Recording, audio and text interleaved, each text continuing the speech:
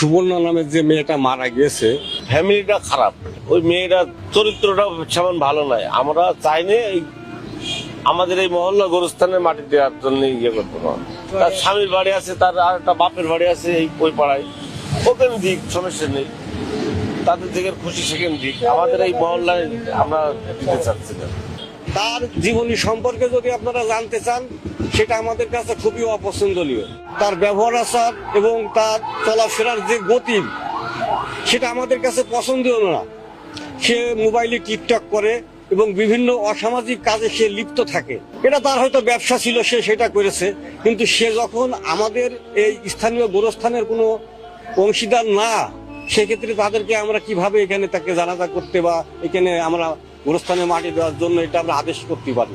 এটা অসম্ভব, এটা সম্ভব না। ওরা বলছে মেয়ে ভালো নয়, কিরা বলে মেয়ে নাকি খারাপ। কারণ সিদ্ধান্ত এখন এই জায়গায় বাদ দিয়ে আমরা দেখি অন্য কোনো জায়গায়। লাশ তো উপরে রাখলে হবে না, হবে বলেন?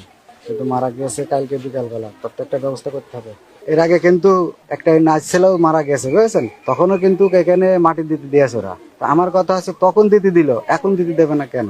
সে টিকটক করে, প্লাস তার ফুল অফ ফ্যামিলি আপনার মাদক ব্যবসা করে।